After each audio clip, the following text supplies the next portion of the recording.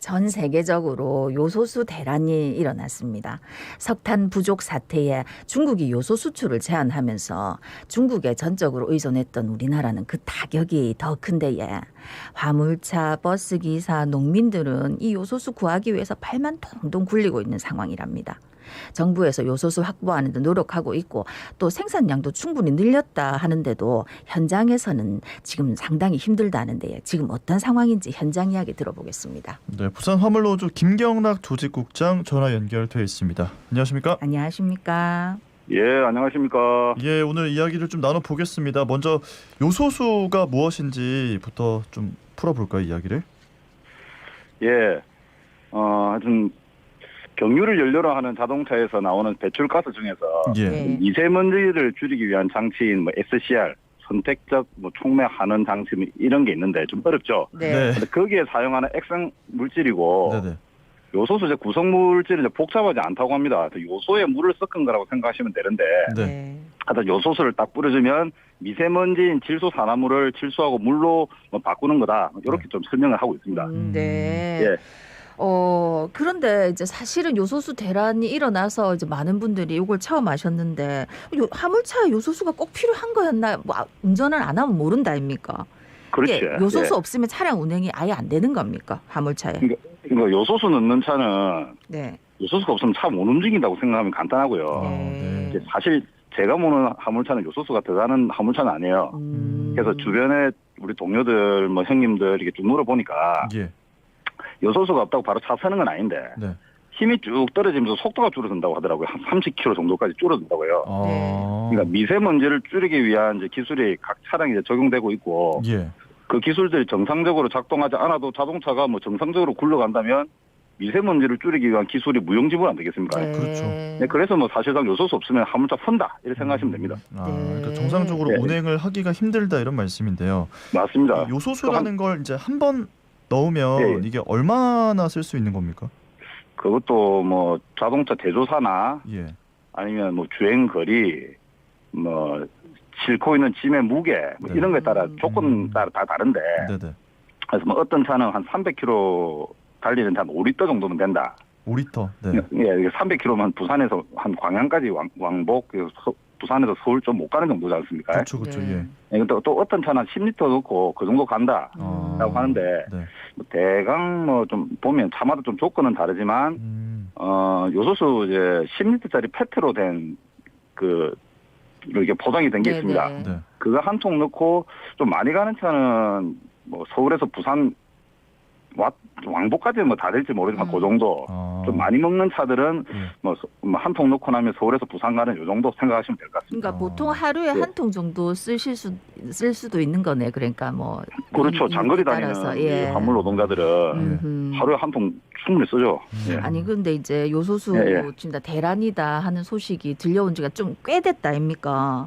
그래서 그렇습니다. 이제 예. 정부에서 뭐 그동안 노력해가지고 어제 기사를 보니까 이제 우리나라 하루에 필요한 양만큼 생산이 가능해졌다라고는 하더라고요. 그렇죠. 기사로는. 예. 그렇다 하는데도 그 자세히 읽어보니까 현장에서는 여전히 좀 힘들다 하던데 지금 현장 상황은 어떻습니까? 지금 현재 상황. 이제 화물연대가 이제 위치한 데가 예. 감만동 있고 부산항 근처에 있다 보니까 네. 저희 사무실 근처에 있는 주유소에서는 요소수를 불소가 했어요. 네, 그렇다 보니까 이번 주 들어서는 숨통이 트인 게 느껴지고 여기서 당장 급반불 껐다는 정도로 느껴지는데 근데 이게 얼마나 갈지 좀 불안하고 그래서 우리 뭐 화물 노동자들 얘기는 뭐 당장은 괜찮은데 네. 그 좀 얼마나 가겠습니까? 보면 한 그냥 2-3달 정도 안 되겠나 이 정도 생각을 하고 있어요. 예. 그래도 말씀드린 대로 부산항 근처에 정부에서 발표한 것도 항만 근처에 있는 이제 거점 주유소 그리고 고속도로 휴게소 위주로 지금 정책을 펴고 있잖아요.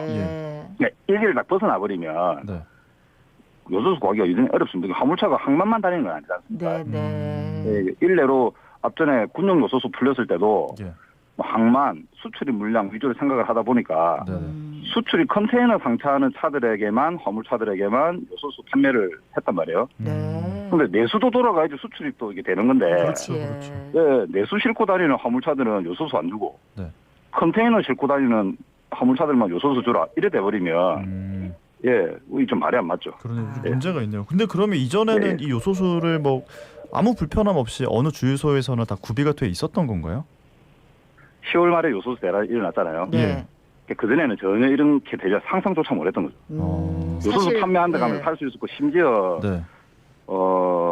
요소수를 판매하는 노점상까지 있었습니다. 아, 그래요? 예. 그러니까 요소수가 이제 중국에서 뭐 수입에 의존하다 보니까 이렇게 됐다 하는 것만 저희가 알고 있는데 그 잠시 생각을 해보니까 사실 예. 이제 기름을 더 이상 우리한테 수출 안 하게 됐다 해가지고 이 겪는 우리 모두가 겪을 대란을 상상해 보니까 비슷할 것 같다는 생각이 들거든요. 맞습니다. 갑자기 늘 흔하던 요소수가 갑자기 없어가지고 이게 무슨 일인고 하셨을 텐데 그러면서 또 뭐 매점매석 하는 사람들도 있고 해가지고 가격이 몇 배나 뛰었다는데 원래는 얼마인데 얼마로 뛴 겁니까? 요소수 가격이 예. 싼 데는 한 500원 정도, 500원. 비싸도 1,000원은 안 넘어서 1리터예요, 1리터에. 1리터예요. 네. 네. 1리터 한 500원에서 막 950원 뭐 요 사이였습니다. 네. 정상적일 때는. 네. 근데 그러던 게 대란이 일어날 때 뭐 1리터에 3,000원, 4,000원 심지어 이 단속하는 공무원한테 확인한 건데 네. 그제 어디는 뭐 8,000원에 팔았다. 이런 데까지 있었어요. 예. 예. 하루에 10리터 필요하다 했는데 살람 8만 원이네 갑자기.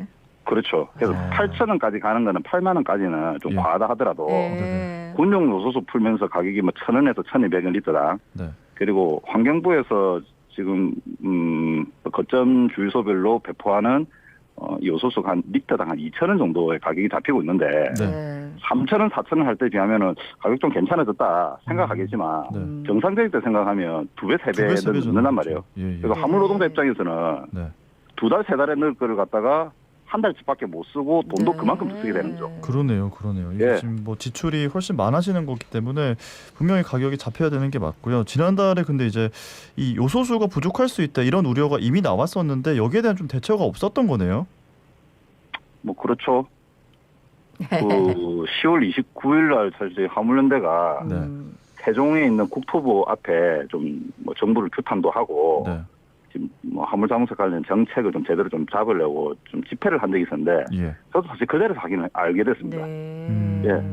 그러니까 뭐 비싼 수업료 뭐 치르고 있다라고 뭐 정부 고위 관계자 그런 얘기 했지 않습니까? 네. 네. 책상 앞에서 일하는 정부의 공무원께서는 그런 얘기 물론 마음 아프게 또 그렇게 말씀하셨겠지만 네. 실제 현장에서 경우 화물로 진짜 피눈물 납니다 이거. 네. 그리고 아까 예. 한 말씀 더 드리면 네. 아까 왜 기름에 비교해가지고 네. 요소수 대란을 말씀하셨잖아요. 예. 유류세가 뭐 인하돼가지고 지금 화물차에 넣는 경유의 유가 보조금은 줄어들긴 했는데 네. 어쨌든 기름은 유가 보조금이라도 있는데 또 화물자동차 안전운임제에서 기름값 오르면 그만큼 운임도 오르고 예. 이렇게 유가 연동제라도 있는데 요소수는 전혀 그런 게 없습니다. 네. 예. 아니 지금 우리 김경락 국장님께서는 이제 부산신항 오가는 화물기사 동료분들 많이 만나실 텐데 지금 이번 사태에 대해서 주로 어떤 얘기들을 하십니까? 그러니까 우리나라의 물류 정책에 대해서 멀리 보는 눈이 없다.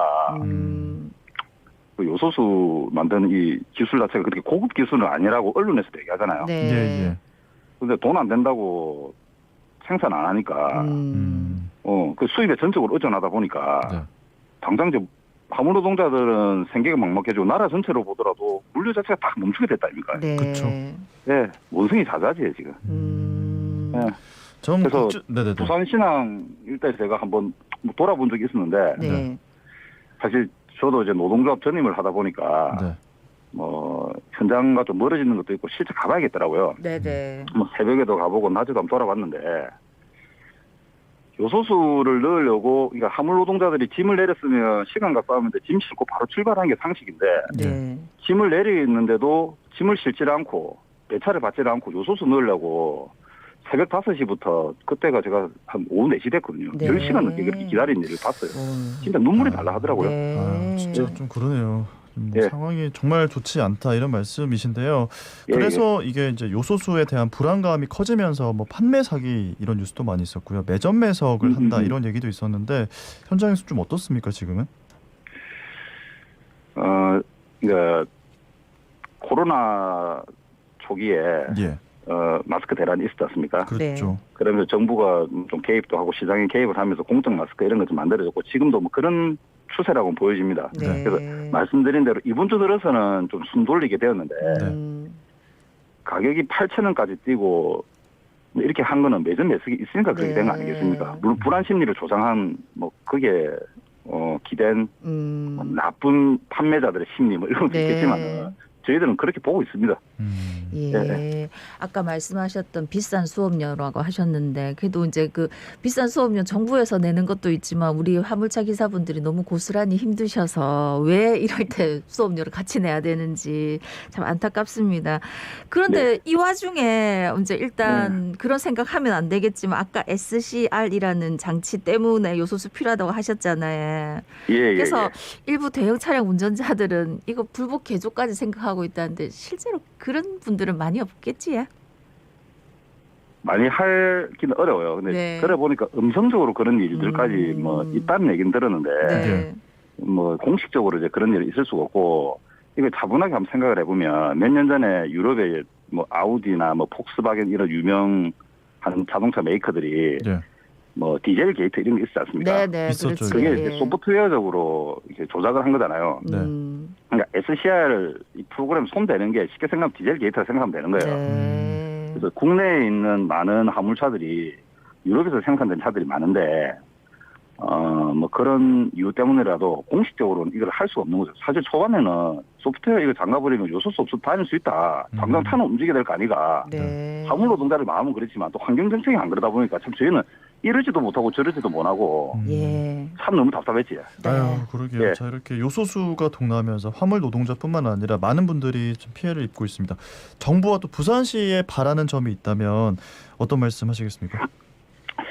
하여튼 당장에는 급한 불을 잘 꺼야겠다 생각합니다. 마냥 정부만 탓할 일 아니라 생각하고요.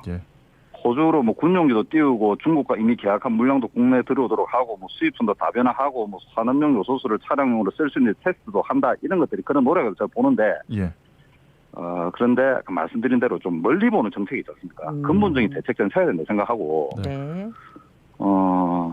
요소수가 이렇게 고급 기술도 아니라 말씀드렸는데 돈 안 된다고 국내에서 만드는 걸 멈춰버리고 수입에 의존해버리다 이게 된 거 아니겠습니까? 그래서 근본적 대책 세워야 된다 생각하고 자주 국방만 할 게 아니고 자주적인 물류 정책, 자주적인 환경 정책도 좀 해야 된다 봅니다. 정말 공감합니다. 오늘 말씀 여기까지 듣겠습니다. 고맙습니다. 고맙습니다. 감사합니다. 지금까지 부산 화물노조 김경락 조직국장이었습니다.